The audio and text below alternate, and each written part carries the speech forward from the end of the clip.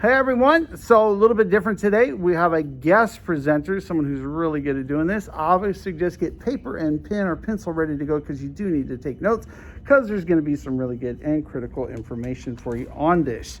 So, with that, I'm going to turn this to our guest, who is McKalen. Yeah. So, what are you doing today, McKalen? So today we're doing a deli sandwich, and I'll show you like how you put it together and cut it. So classic sandwich. Okay, so there's the mise en place. Get everything ready, and from there, he's using ciabatta today. So there's some special considerations when we go to ciabatta. So with that, you're up. Listen closely because McKalen, he talks kind of quiet. We're trying to break him out of his shell. There you go, buddy. So with ciabatta bread, it has holes like while you're spreading the mayo and stuff. So you'll start, but the components that you will need for the sandwich will be turkey, ham, tomato, onions, lettuce, cheese, the ciabatta bread, Dijon mustard, and a little salt and pepper. And first you want to start out with your bread, your base, and then you have your spread. The spreads are mayo and Dijon mustard. You can put the mayo top and bottom. You could put the Dijon on top only, or you could add it to the bottom.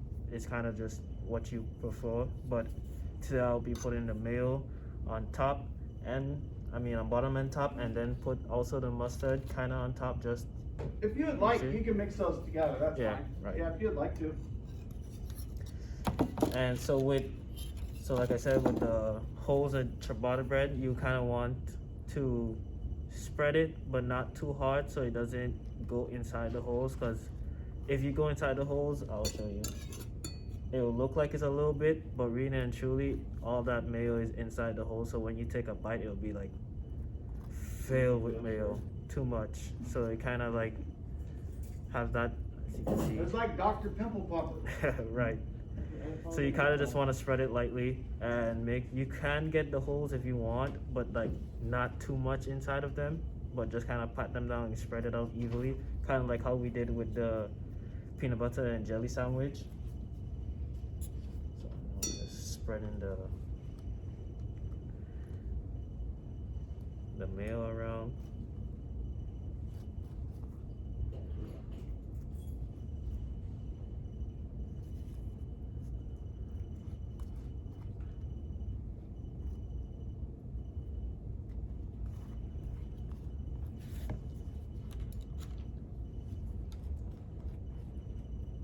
So all the way to the edge, just like peanut butter and jelly, right?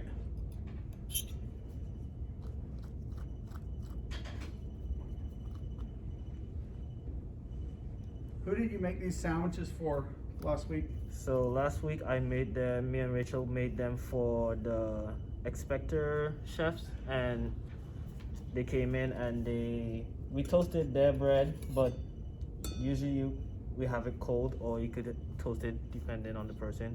And I think they liked it. They looked like they had we kind of served it with chips. Okay, so after you spread your mayo evenly all the way to the edges, you kind of want to also add your Dijon mustard.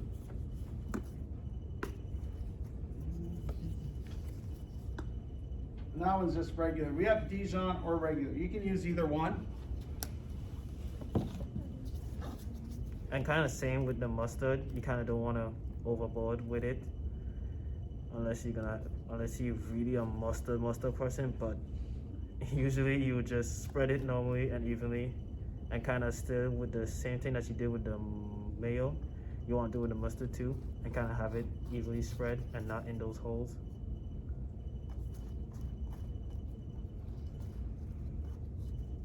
And same thing like with the peanut butter and jelly. Everything goes back to that one foundational sandwich.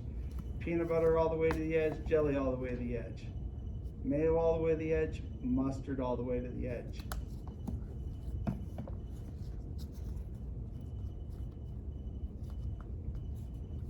And after you place your mustard, you place, after the spread, my bad, you want your other step is put the turkey, and instead of putting the turkey and ham like this, kind of just on the bread like that, you kind of, yes, you have like each bite you take will get turkey, but you kind of want to have the, you know, built to the eye, so you rolled your turkey instead of having it flat like this. And then you're also putting it to edge, so edge by edge, so each edge should have kind of a turkey just like how it's flat. You're only putting 2, so slices, and kind of just make sure they're kind of even.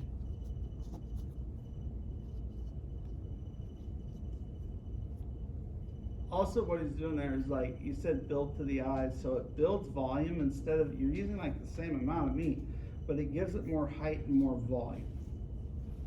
And we know the eyes eat first, and it's what's called price value perception, what the customer is willing to pay. When they see that, it gives a nice presentation.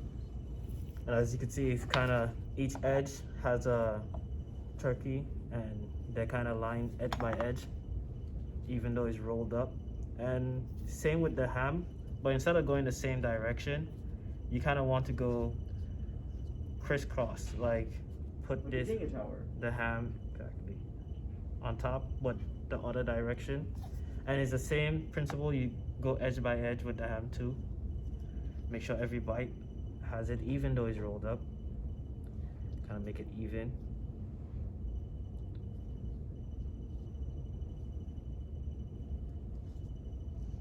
And your next step would be you add your cheese, and the cheese, you put it normal, because if you kind of put it like this or like a slant, like how sometimes you do with other cheese, you wouldn't get a bite from each corner like how you have it normally. So you kind of just rest it down normal, and that's totally fine for the sandwich. And with the tomatoes, you have the tomatoes next, and instead of cutting it super thin or like super thick, you kind of just want to, I guess, save the tomatoes, because you kind of buy tomatoes like in a group, and depending on the year or harvest year, it will kind of will differ, will be less in one year and then more in some. So you kind of just want to keep your tomato at least the same size in cutting,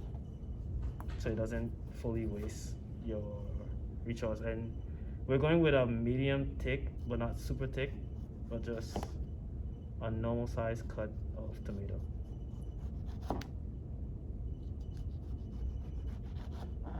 And instead of putting your tomato just like this, also with the cheese, kind of like with the cheese, or stacking it on, that's like too much tomato. And you can, instead of just doing that, you also just want to cut it in half and have it in kind of the same shape as you have the rest, like, so you put it like this.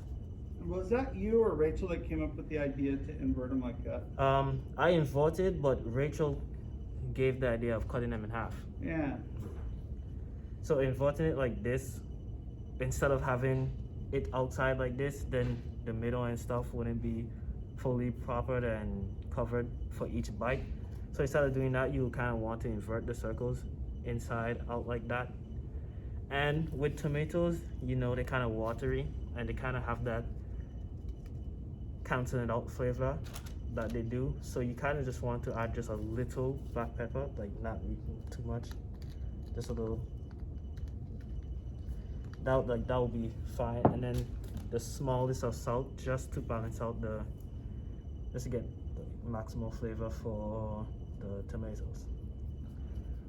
And next we'll do the onions, and you're not cutting the onions too big. It's kind of the same with the tomato, and you're gonna have, and you're gonna kind of have it like normal slice, but instead of slicing it thick like how you do like a burger or something, you just kind of shave it. So have it shaved like super thin, and that's because you kind of don't want too much, I guess, overpower flavor, because onions is very strong, and it will overpower the rest of the ham, cheese, and the tomatoes that's inside the burger. So you just kind of want to shave it.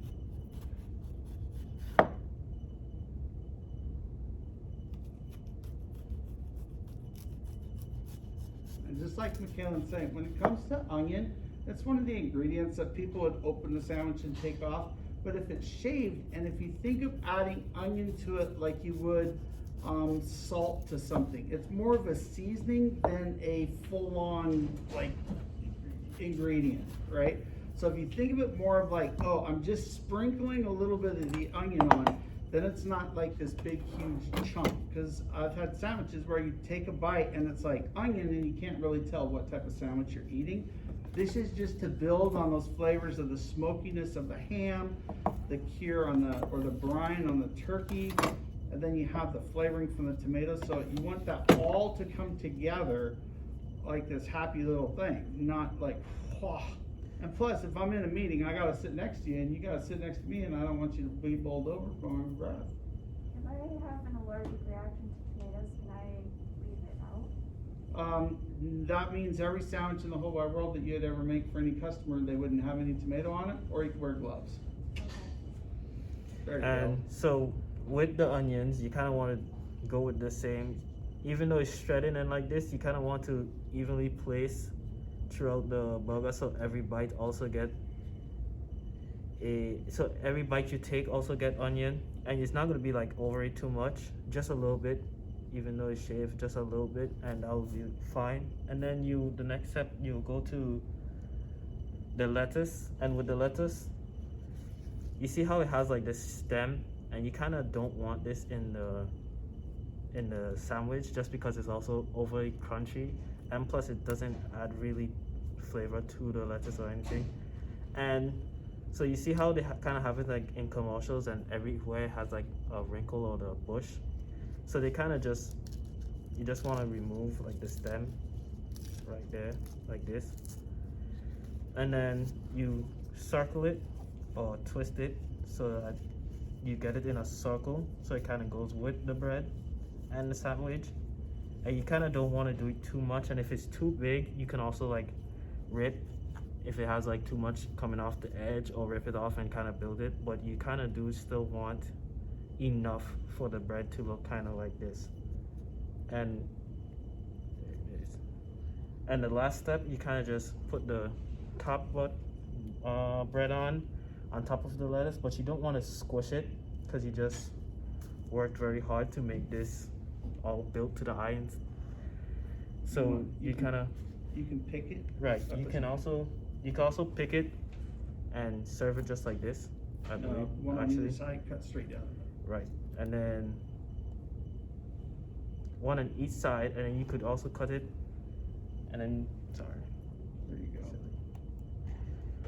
So you could just hold, so you don't have to kind of press it down and squish, and then you cut from each side. You kind of want to use the serrated knife, and with the serrated knife, if you just come from cutting like tomato, you kind of just wipe that off, just so nothing goes on top, just like with the peanut butter and how you have to spread. Wipe off the knife before you cut it again, so it kind of gives the fresh cut, and you don't push it down, and you just kind of leave the knife do what the knife does and cut it through. And the plate.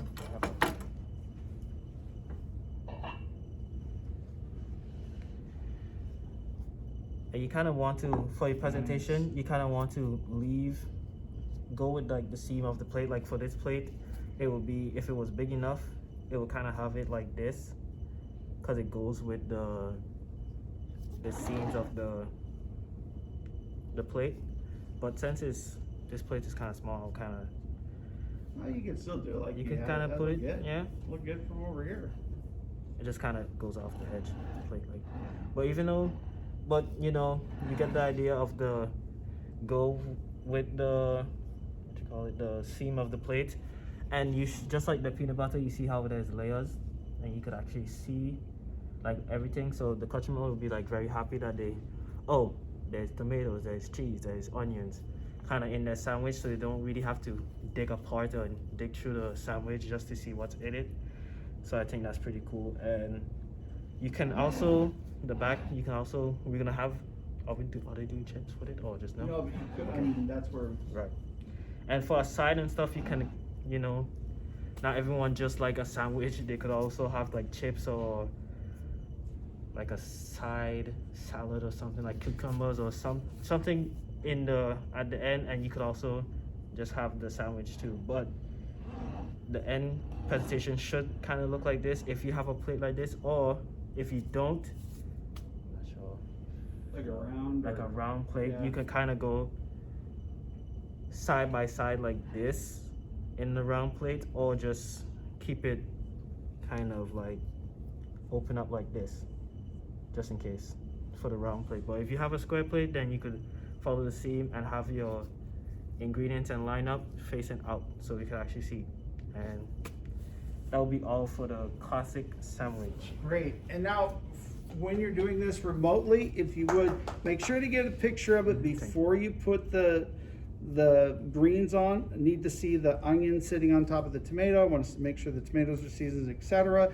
And also your keyword is ciabatta, C-I-A-B-A-T-T-A. So everyone give Michaela a hand. Good job, man. Good job.